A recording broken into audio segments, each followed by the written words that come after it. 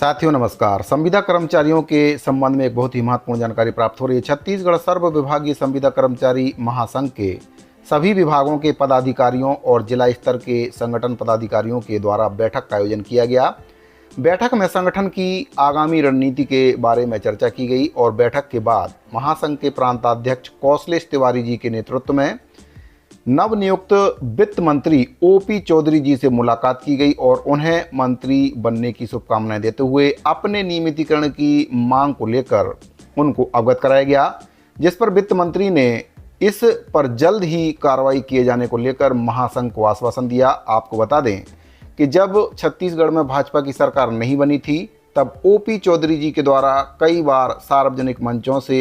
अनियमित संविदा और दैनिक वेतनभोगी कर्मचारियों के नियमितीकरण का मुद्दा भी उठाते रहे हैं। तो इस खास मौके पर सर्व विभागीय संविदा कर्मचारी महासंघ के द्वारा उनको एक फोटो भी भेंट किया गया, जिसमें वे अनियमित कर्मचारियों के संघर्ष के दिनों में उनके मंच पर आए थे और सभा को उनके द्वारा संबोधित किया गया था।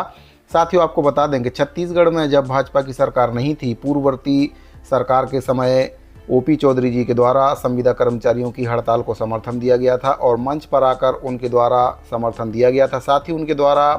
कई बार वीडियो जारी करके ये बात कही गई है कि अगर छत्तीसगढ़ में भाजपा की सरकार बनती है, डबल इंजन की सरकार बनती है, तो संविदा कर्मचारियों का नियमितीकरण वे करवाएंगे, क्योंकि हरियाणा में और मध्य प्रदेश में भी भाजपा की ही सरकार है। वहाँ पर कर्मचारियों का, संविदा कर्मचारियों का, नियमित कर्मचारियों का नियमितीकरण हो चुका है। तो उसी तर्ज पर छत्तीसगढ़ के संविदा कर्मचारियों का नियमितीकरण वे करवाएंगे, ऐसा उनके द्वारा कहा गया था। तो वर्षों पुरानी नियमितीकरण की मांग को लेकर सर्व विभागीय संविदा कर्मचारी महासंघ के प्रदेश अध्यक्ष कौशलेश तिवारी जी के द्वारा ओपी चौधरी जी से मुलाकात की गई। नियमितीकरण की मांग को उनके द्वारा दोहराया गया, जिस पर ओपी चौधरी जी के द्वारा मांग को जल्द पूरा करने का आश्वासन दिया गया। साथ ही कौशलेश तिवारी जी के द्वारा ये भी बताया गया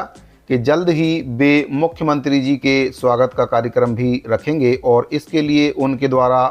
सभी संबद्ध संगठनों के पदाधिकारियों, जिलाध्यक्षों और अन्य संगठन प्रमुखों की बैठक का आयोजन उनके द्वारा किया जाएगा और उस पर विचार विमर्श किया जाएगा कि किस प्रकार से अपनी मांगों को वे शासन और प्रशासन के समक्ष रख सकते हैं। साथियों आपको बताना चाहूँगा कि ओपी चौधरी जी, जो कि अभी वर्तमान में वित्त मंत्री हैं, इनके द्वारा एक वीडियो जारी किया गया था। इलेक्शन से पहले कई वीडियो जारी किए गए थे हालांकि, लेकिन जो अनियमित संविदा और दैनिक वेतनभोगी कर्मचारियों से संबंधित वीडियो है उसके बारे में मैं आपको बताना चाहूँगा कि उस वीडियो के माध्यम से ओपी चौधरी जी के द्वारा अपील की गई थी कि अगर अनियमित संविदा और दैनिक वेतनभोगी कर्मचारी भाजपा की सरकार बनाने में सहयोग करते हैं तो सरकार बनने के बाद 100 दिन के भीतर अनियमित कर्मचारियों के लिए एक कमेटी बनाई जाएगी और उस कमेटी में अनियमित कर्मचारी, संविदा कर्मचारियों के जो पदाधिकारी हैं संघ के, उनको शामिल किया जाएगा। साथ ही उनकी जो मांग है उसको 100 दिन के भीतर कमेटी बनाकर उसका निराकरण किया जाएगा। उनके द्वारा वीडियो में स्पष्ट तौर पर कहा जा रहा था कि अगर छत्तीसगढ़ में भाजपा की सरकार बनती है तो हरियाणा और मध्य प्रदेश की तर्ज पर छत्तीसगढ़ में भी संविदा कर्मचारियों का नियमितीकरण का मार्ग प्रशस्त किया जाएगा।